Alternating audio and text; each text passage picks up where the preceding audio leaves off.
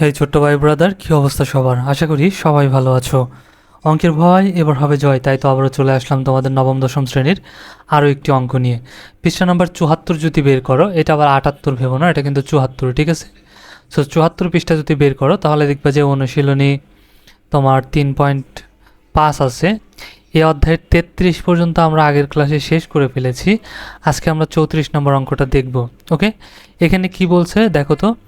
এখানে বলছে কোনো সমিতির সদস্য, ঠিক আছে, কোনো সমিতির সদস্যগণ প্রত্যেকে সদস্য সংখ্যার ১০০ গুণ চাঁদা দেওয়ার সিদ্ধান্ত নিলেন।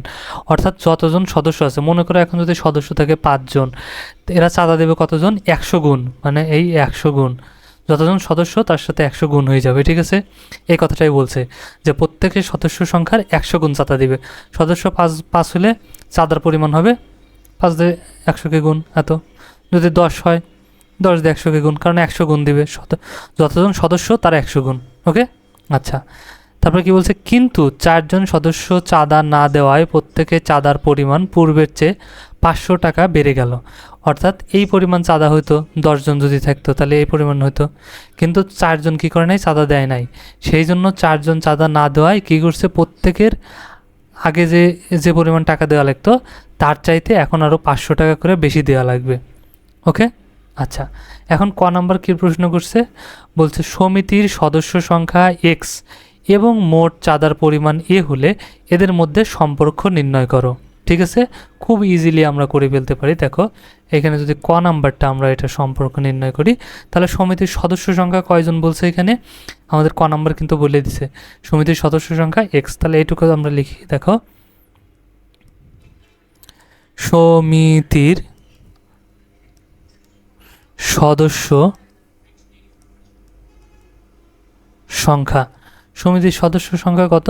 সমান একজন ধরলাম, ঠিক আছে? তাহলে প্রত্যেক চাঁদা দেয় কত? ঠিক আছে, তাহলে প্রত্যেকে চাঁদা দেয় বা দেন, ঠিক আছে? তাহলে প্রত্যেকে চাঁদা দেয় কত? এখন বলছে ১০০ গুণ।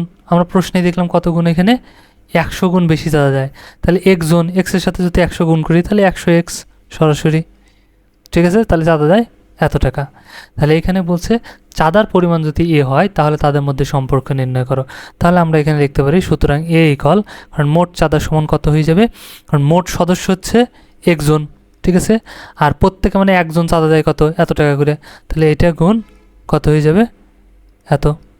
এখন মনে করো ১০ টাকা করে চাঁদা, কয়জন দিছে? ২০ জন দিছে। তাহলে কি করে বের করবো কত টাকা হয়েছে? গুণ করি না? এই জন্য এখানেও গুণ করলাম যে একজন সদস্য ১০০ এক্স টাকা করে দিছে, তাহলে মোট টাকা কত হয়ে যাবে? এটা। ওকে, এটা সমান আমরা কত লিখতে পারি?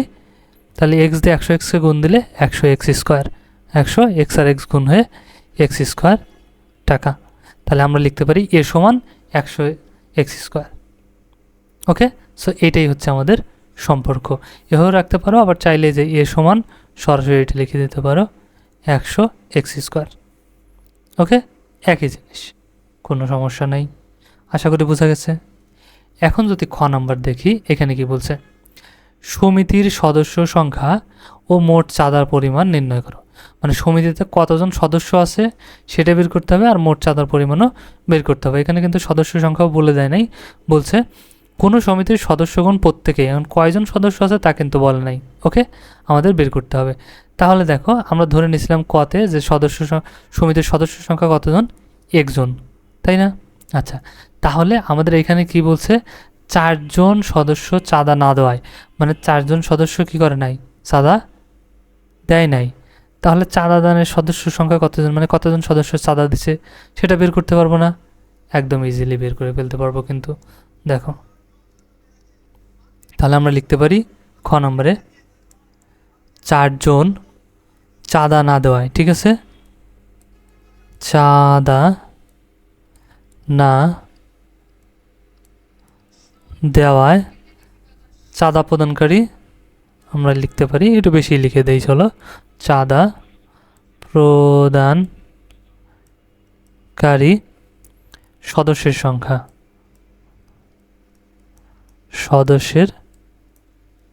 সংখ্যা, তাহলে কয়জন হবে? আগে ছিল কতজন? একজন।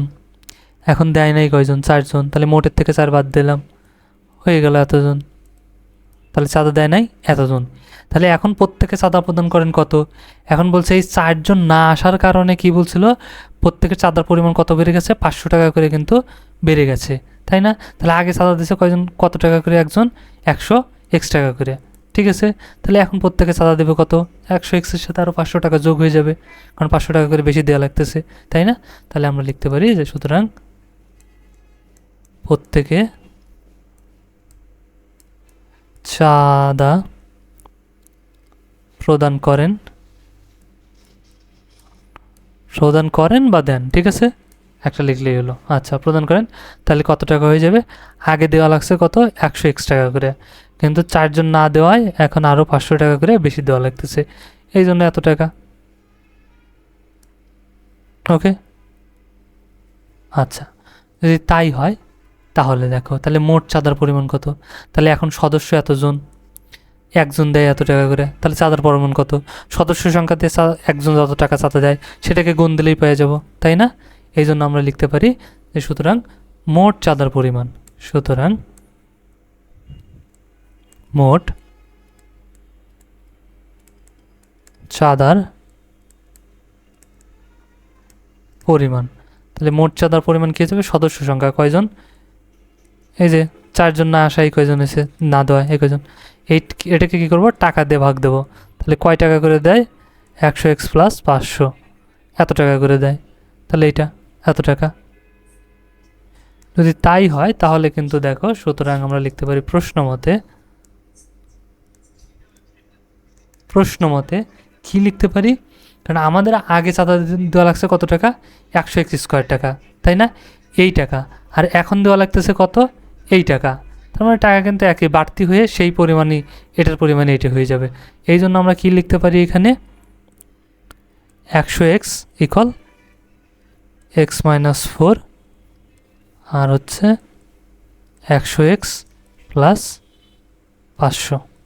ওকে, কারণ এই যে প্রত্যেকে একজন সদস্য ছিল, প্রত্যেকে চাঁদা দিয়ে কিন্তু এই টাকা হয়েছিল, তাই না? এই টাকা। আচ্ছা, এখন এইখানেও কিন্তু 4 জন না আসায় টাকা দিছে, 500 টাকা বেড়ে গেছে, তাহলে ওই সমান টাকাই হবে কিন্তু, ওটার সমানই, কারণ ওটা সমান করার জন্যই তো 500 টাকা করে বাড়ছে, তাই না? তাই এইটুকু সমান যা, এইটুকু সমান হতায়, আগের সমান হতায়, এই জন্য লিখতে পারি এইটা সমান এইটা, সরি এখানে তো স্কোয়ার হবে, স্কোয়ার ছিল, মোট চাঁদার পরিমাণ তো 100x স্কোয়ার ছিল, ঠিক আছে? তাহলে 100x স্কোয়ার। আচ্ছা, এখন কি করব, এটাকে খালি সমাধান করব, তাহলে দেখো, বা এই পাশে আমি 100x স্কোয়ারে রাখলাম ইকুয়াল, এই পাশে গুণ করব, এই 100তে প্রথমে এই এক্সকে গুণ দেবো, তাহলে কত হয়ে যাবে, 100 এই এক্স আর এই এক্স গুণ হয়ে এক্স স্কোয়ার, এই 100 দিয়ে 4কে গুণ দেবো, এর আগে প্লাস এর আগে মাইনাস, প্লাস মাইনাসে মাইনাস, 100 দিয়ে 4কে গুণ দিলে 400, ঠিক আছে, তার সাথে এক্স, তাহলে এটাতে গুণ করা শেষ, এই দুটোকেই আবার এই 500 দিয়ে গুণ দেবো, এই 500 দিয়ে এক্সকে গুণ দিলে যোগ 500x, ঠিক আছে, এর প্লাস এর মাইনাস, তাহলে প্লাস মাইনাসে মাইনাস, 4 5 20 আর 2 0 এত। এখন আমরা কি করতে পারি, বা দেখো সমান চিহ্ন এর পাশে ও পাশে যদি একই জিনিস থাকে তাহলে কিন্তু কেটে যায়, সো এটা কেটে যাবে। এখন আমি চাইলে এগুলোকে নিয়ে আসতে পারি, আমি সরাসরি একবারে এই পাশে যা আছে সবকে এই পাশে নিয়ে আসবো, আর এই পাশে এখন কি আছে, শূন্য আছে, ওই পাশে পাঠিয়ে দেবো, ঠিক আছে? এবং এই পাশে নিয়ে আসার সময় আমি দেখো বিয়োগ করে দিচ্ছি, এখানে আছে কি 500x, এখানে আছে 400x, তাই 500x এর থেকে 400x বিয়োগ, এটা বিয়োগ, বাদ দিলে কত বাসবে, 100x বাসবে, তাহলে 100x, আর এই যে মাইনাস আছে 2000, ওকে, সমান, আর এই পাশে কী ছিল, 0, এই জন্য একবারে এনে দিলাম আমি এই পাশে, 0 হয়ে গেল। আচ্ছা, তাহলে বা এখন আমি কি করব, 100xকে এই পাশেই রাখবো, সমান 2000কে ওই পাশে পাঠিয়ে দেবো, এই পাশে প্লাস ছিল, এই পাশে আসলে মাইনাস হয়ে যাবে। তাহলে বলতে পারো এই পাশে যে নিয়ে আসলাম তাহলে পরিবর্তন হলো না কেন, যখন সব একসাথে সব আছে এই পাশে নিয়ে আসবো সমান চিহ্নের, আর এই পাশে যাচ্ছে সব ওই পাশে নিয়ে যাব, তখন চিহ্নের কোনো পরিবর্তন হবে না, যখন একটা একটা করে নেবো আনবো তখন পরিবর্তন হবে। ওকে, আচ্ছা, তাহলে দেখো, বা এখন এক্সকে এই পাশে রাখবো, 100কে ওই পাশে নিয়ে যাবো, তাহলে কত হয়ে যাবে, 2000, 100 দিয়ে পাশে ভাগ হয়ে যাবে, তাহলে এই 2 শূন্য এই 2 শূন্য কেটে যাবে, তাহলে আমার কত বাঁচবে দেখো তো, সুতরাং এক্স ইকাল হয়ে যাবে 20, 1 শূন্য 1 শূন্য, এই 1 শূন্য 1 শূন্য কেটে গেছে, তাহলে আর 20 বাঁচছে, 20। তার মানে আমার সদস্য সংখ্যা এখানে কতজন, সদস্য সংখ্যা কিন্তু পেয়ে গেলাম দেখো 20 জন, তাই না? কারণ এক্স সমান আমরা কি ধরছিলাম, এক্স সমান ধরছিলাম সদস্য সংখ্যা, তাই না? এই যে এক্স সমান সদস্য সংখ্যা যেহেতু ধরছিলাম, ক নম্বরে ধরা ছিল, তাহলে এক্স পাইছি। তাহলে আমরা কি লিখতে পারি, অর্থাৎ সদস্য সংখ্যা, অর্থাৎ সদস্য সংখ্যা কয়জন, 20 জন, ঠিক আছে। এবং প্রত্যেকে চাঁদা দেয়, এবং প্রত্যেকে চাঁদা বা চাঁদার পরিমাণ, প্রত্যেকের চাঁদার পরিমাণ, তাহলে আমরা কি পাইছিলাম, ক নম্বরে দেখছিলাম, দেখো কি পেয়েছিলাম, 100 এক্স স্কোয়ার, তাই না? তাহলে খালি এক্সের জায়গায় মান বসাই দিলেই হয়ে যাবে, সমান 100 তো 100ই গুণ এক্সের জায়গায় কত আছে 20, তার উপরে স্কোয়ার আছে, দিয়ে দিলাম স্কোয়ার, তাহলে কত হয়ে যাবে, 100 গুণ 20-এর উপর স্কোয়ার মানে 20 গুণ 20, 20 দিয়ে 20কে গুণ দিলে কত হয়ে যাবে, 400, ঠিক আছে।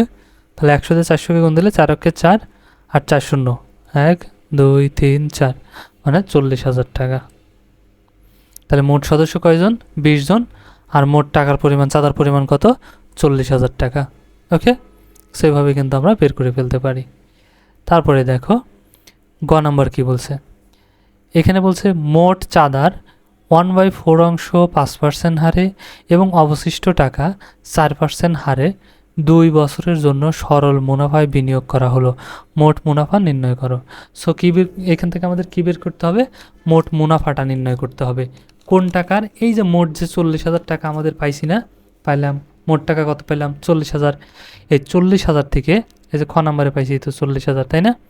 40,000 পাইছি, এর থেকে এই মোট টাকার থেকে তাহলে 1/4 অংশ কতটুকু হয়, কয় টাকা হয়, সেই টাকাকে দেবো 5% হারে মুনাফা দেবো, আর বাকি যে টাকা থাকবে সেটাকে 4% হারে দেবো, ঠিক আছে। দুটাকেই কয় বছর, 2 বছরের জন্য দেবো, দিয়ে কত টাকা লাভ হয়, মানে মুনাফা, মুনাফা মানেই তো লাভ, লাভ খাওয়া, তাই না? আচ্ছা, কত টাকা লাভ হয় সেটা আমাদের কি করতে হবে, নির্ণয় করতে হবে। তো চলো নির্ণয় করি। তাহলে এখানে আমরা জাস্ট একটু লিখে নিতে পারি যে খ হতে পাই মোট চাঁদার পরিমাণটা, ঠিক আছে। খ হতে পাই, খ হতে পাই, তাহলে কি সদস্যের মোট চাঁদার পরিমাণ, ঠিক আছে, মানে সব সদস্যরা যত টাকা দিছে, সদস্যের মোট চাঁদার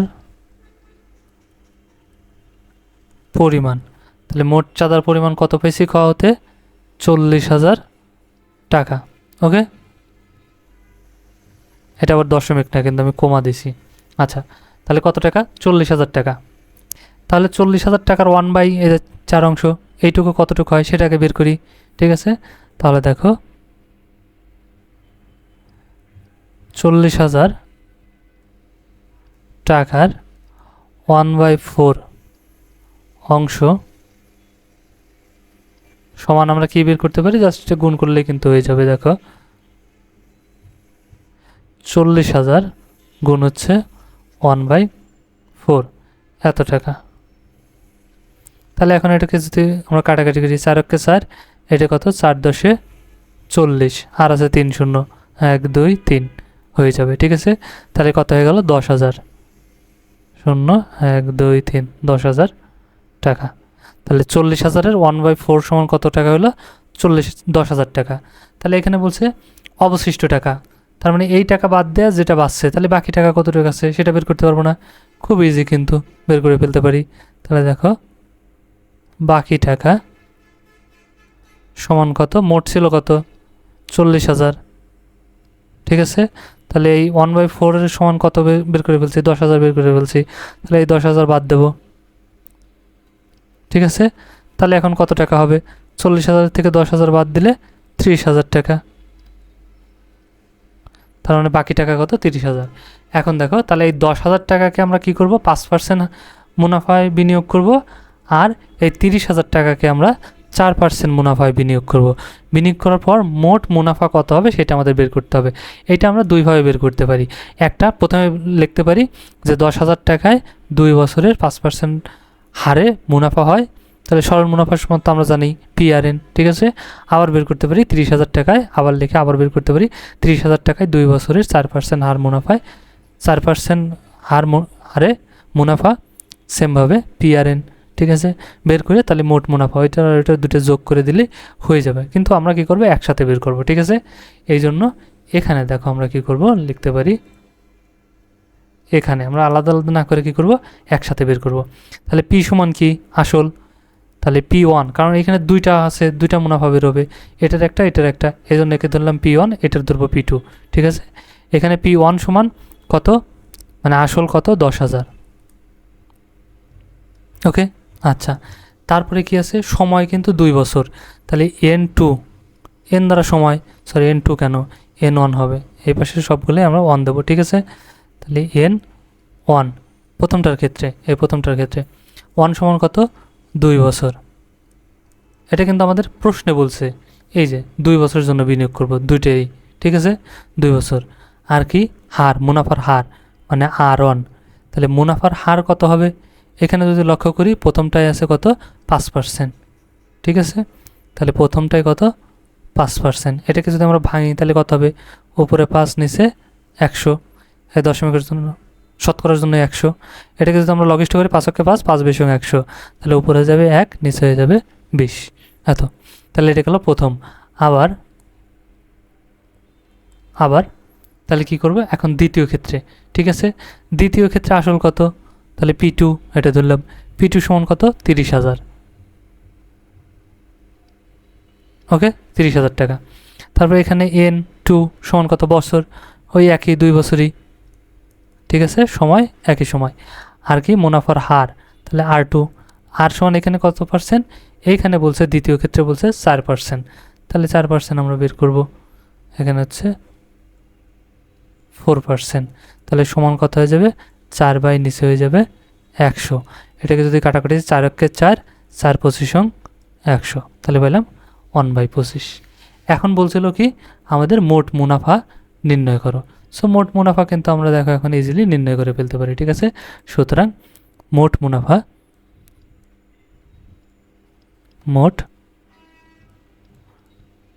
মুনাফা, তাহলে কি হয়ে যাবে, আমরা মুনাফা নির্ণয়ের সূত্র কি জানি, সরল মুনাফা PRN, তাহলে PRN সবগুলোর সাথেই এটা 1 হবে, ঠিক আছে, কারণ যে এই পাশেরটা। আর মোট মানে কি যোগ, তাহলে এইটা যোগ এই দ্বিতীয়টারও, এখানেও সেমভাবে কি হয়ে যাবে PRN, কিন্তু এর সাথে সবটার সাথে 2 হয়ে যাবে, কারণ এটা 2 নাম্বারটা, ঠিক আছে। এখন দেখে দেখে খালি মান বসাই দেবো তাহলে কিন্তু হয়ে যাবে। তাহলে P1 সমান কত 10,000, তাহলে বসাই চলো 10,000 গুণ একটার সাথে আর একটা কিন্তু গুণ আকারে আছে।